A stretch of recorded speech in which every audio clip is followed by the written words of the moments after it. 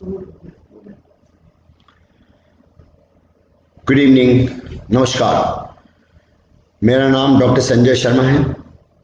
मैं Asian cancer institute Mumbai में director हूँ और एशियन कैंसर इंस्टीट्यूट और रैजा अस्पताल में थोरेसिक सर्जरी और अपर जीआई सर्जरी का प्रोफेसर एंड हेड डिपार्टमेंट हूँ। आज हम लोग डिस्कस करने वाले हैं एक कैंसर के बारे में, फूड पाइप के एक वेरिएंट कैंसर के बारे में जिसका नाम जीई जंक्शन, गैस्ट्रोइसोफेजियल जंक्शन, और उसके कारण, उसके प्रिवेंशन और ट्रीटमेंट के बारे में मैं आज आपसे दो शब्द बोलना चाहूँगा। जी जंक्शन क्या होता है? जी जंक्शन एक फूड पाइप जो मुंह से चालू होता है, एक ट्यूब होती है जो खाना नीचे ले जाती है और अल्टीमेटली स्टमक में ओपन हो जाती है। तो जो इन खाने के पाइप और स्टमक का जो जंक्शन होता है, इसको जी जंक्शन बोलते हैं। इसके कैंसर का होने के बहुत कारण है जो मैं बताऊंगा, लेकिन सबसे पहले ये जान लें कैंसर क्या है।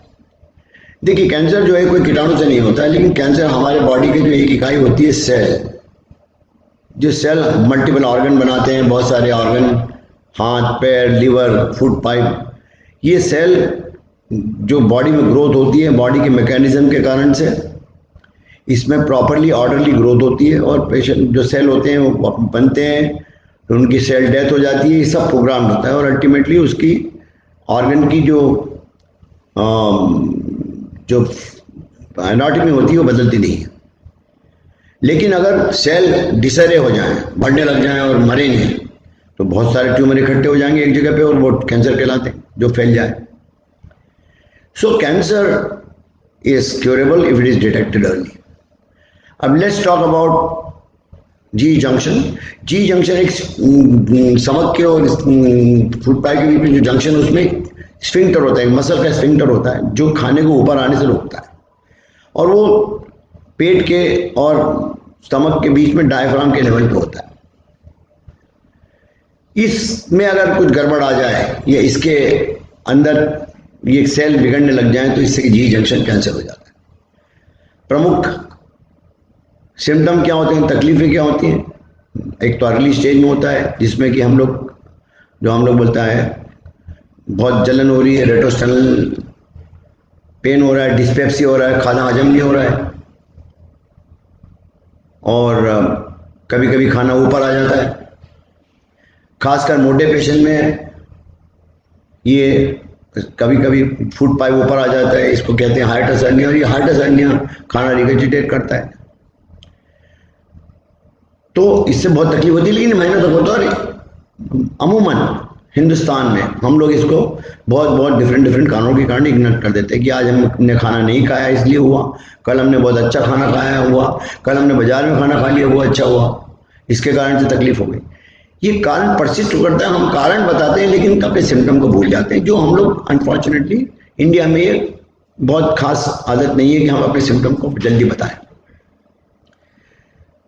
और लेट सिम्टम इसके क्या होते हैं कि लेट सिम्टम में इसमें जब ट्यूमर बढ़ जाता है, ये फूड पाइप को बंद कर देता है, खाना नीचे नहीं जाता है और बहुत तेजी से बढ़ के आजू बाजू में ग्लैंड में फैल जाता है। तो आसपास के ऑर्गन में जब घुसता है तो दर्द होता है। ऊपर गले की तरफ आ जाए तो ये रिकरेंट डायरेक्शन नर्व जो होती है, जो आवाज की पेटी की नर्व, वो दबा देती है ग्लैंड्स, तो आवाज बदल जाती है। और इनके कारण से कभी कभी बीमारी इधर उधर फैलती है, जिसमें का लिवर है या लंग्स है, उसके कारण से लंग्स के और लिवर के भूख नहीं लगना, वजन कम होना, ये सब सिम्टम हो जाते हैं। तो इसके कारण क्या है?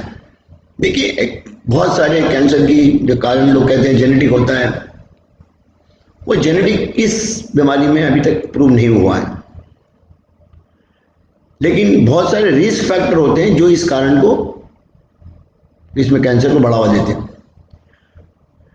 आपकी जानकारी बता दूं कि आज से 15 साल पहले ये फूड पाइप का कैंसर का इंसिडेंस जो सबसे कॉमन था वो स्क्वैमस कैंसर कहलाता था, जो ऊपर वाले हिस्से में होता है, और जो जंक्शन के कैंसर में, स्टमक के कैंसर को बोलते हैं एडिनोकार्सिनोमा, क्योंकि इसमें जो जी जंक्शन पे कुछ ग्लैंड होते हैं, ग्लैंडुलर एलिमेंट होता है, इसमें जो चेंजेस हो जाते हैं उसको एडिनोकार्सिनोमा बोलते हैं। अब जी जंक्शन की मात्रा बढ़ती जा रही है हमारे देश में। आप आज 30% के आसपास हो गया और कंसर्शन गिर घट के 80% हो गया। इसका प्रमुख कारण क्या है? हमारा एफ्लुएंस। हम लोग थोड़े रिच होते जा रहे हैं या एक्सरसाइज नहीं करके अच्छा खाना खा रहे हैं, वजन बढ़ रहा है। तो जब पेट में इतना अंदर फैट इकट्ठा हो जाता है तो फूड पाइप ऊपर आ जाता है छाती के अंदर में, उसको हाइड्रस हर्निया बोलते हैं। और हाइड्रस हर्निया में जो एसिड के रिगर्जिटेशन होते हैं उसमें एक बीमारी होती है जिसमें उसके म्यूकोसा में चेंजेस होते हैं, which is called as Barrett's oesophagus. उसमें अंदर कुछ म्यूकोसा में चेंजेस हो जाते हैं जो अल्टीमेटली बढ़ बढ़ के कैंसर बन जाता है। तो ये इस कारण को और बढ़ावा देते हैं जो आजकल स्मोकिंग करते हैं या ड्रिंक करते हैं, या खासकर कश्मीर में जो चाय में नमक डाल के पीते हैं। ये जो सॉल्टेड फूड है वो भी, ज़्यादा सॉल्टेड फूड भी इसका एक कारण है। तो drinks and smoking with salt and increase weight is most important cause. How do you then detect whether this is defective or not? And the simplest way to diagnose is go to a gastroenterologist who will put in a flexible scope. अंदर नली जाएगी, बिल्कुल local anaesthesia में होता है, भर्ती करने की जरूरत नहीं पड़ती है, कोई बेहोश नहीं किया जाता है, पेन नहीं होता है। और ये दूरबीन से हमको मालूम पड़ जाता है कि अंदर में इसमें बैरेट्स इसोफेगस है कि चेंजेस नहीं, कि जो प्री कैंसरस है। अगर है तो उसका एक साइंटिफिक मापदंड है जो उसके हिसाब से उसका इलाज किया जाता है और वो धीरे धीरे ठीक हो जाता है, जो आगे कैंसर नहीं बनता है।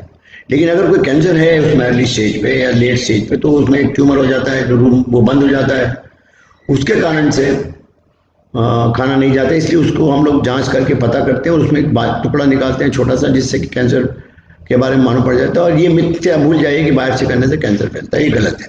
तो बायोप्सी करना चाहिए और बायोप्सी करने से मालूम पड़ जाता है कि क्या है। और बाकी जानकारी करनी पड़ती है, जैसे कि सीटी स्कैन है, एमआरआई है, और दूसरे ये जो आजकल रेडियोलॉजी के हमारे पास अच्छे साधन आ गए, इससे मालूम पड़ता है कि भाई कहाँ फैला है, कैसा फैला है, क्या है। अब इसका ट्रीटमेंट क्या है? ट्रीटमेंट तो एक ये है, सर्जरी सबसे अच्छा ट्रीटमेंट है, पर अनफॉर्चुनेटली इस पद्धति के इलाज करने के लिए डॉक्टर्स जो अभी फिलहाल हमारे यहाँ पे अब बहुत अच्छे होते जा रहे हैं, लेकिन फिर भी इनकी नंबर बहुत कम है और अच्छे सेंटर के डॉक्टर जिनके रिजल्ट अच्छे हैं वो बहुत ही कम है। हम कुछ सौभाग्यशाली हैं, हमारा अपना ट्रेनिंग टाटा हॉस्पिटल में रहा है, हमारे एशियन कैंसर इंस्टीट्यूट में और एचएल रहेजा अस्पताल में। यहाँ पे इसकी हम लोगों को काफ़ी अच्छी पकड़ है और इसमें हमारा एक्सपीरियंस आज 30-35 साल के जो है, हमारे रिजल्ट इसमें काफ़ी अच्छे हैं। अगर कैंसर बिगड़ जाए तो इसमें हम लोग थोड़ी कीमोथेरेपी देते हैं, कुछ रेडिएशन भी देते हैं, और कभी कभी रेडिएशन, कीमोथेरेपी और सर्जरी एक साथ होती है, जिससे कि रिजल्ट अच्छे हो जाते हैं। अर्ली स्टेज में ये करीब 50-60% पेशेंट ठीक होता है, और बहुत ही अर्ली स्टेज में जिसमें कि डिजीज सिर्फ म्यूकोजा में हो, जो बैरेट इसोफेगस में स्टेज 1 पे हो या स्टेज 0 पे हो, उसमें तो एंडोस्कोपिकली डिसेक्शन करके बिना रेडिएशन, बिना कीमो के, बिना बड़ा ऑपरेशन के इलाज हो जाता है। तीसरे और चौथे स्टेज में कीमोथेरेपी दी जाती है या रेडिएशन दी जाता है, जिससे कि बीमारी कंट्रोल की जा सके। और चौथे स्टेज में इनको जो पैलिएटिव ट्रीटमेंट है, कि जो भी जीवन हो उनका उसमें सिम्टम कम हो और उनकी ज़िंदगी आसानी से गुजर सके। तो ये सब कारण के जानने के लिए एक और बहुत महत्वपूर्ण चीज़ है कि इसमें आजकल हमारे उसके अंदर पैथोलॉजी चेंजेस होते हैं, उसमें 2-3 चीज़ें तत्व होते हैं जिनको जानना जरूरी है।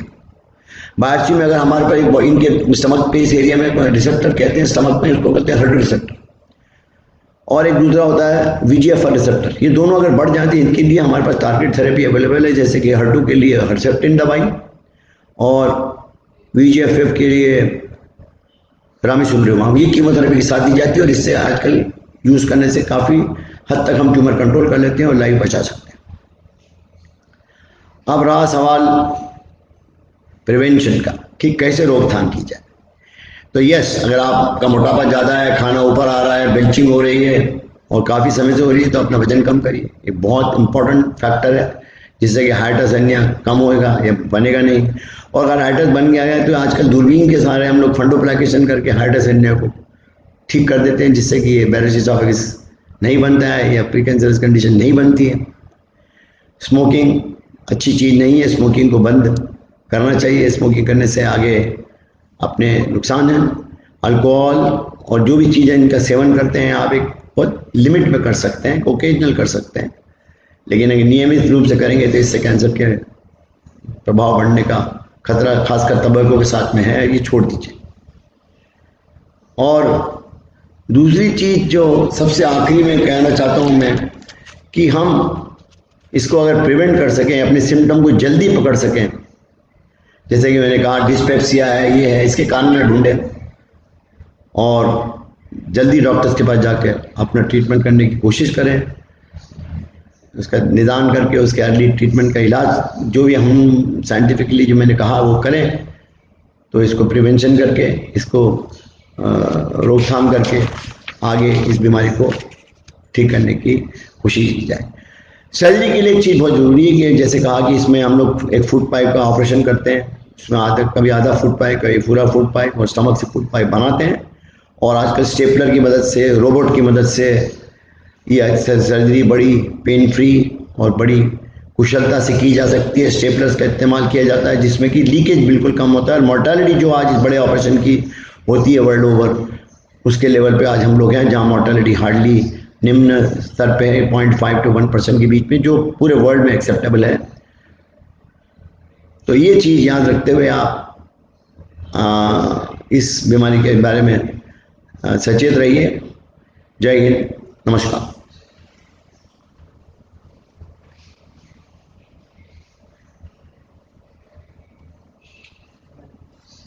कितना था, कितने मिनट?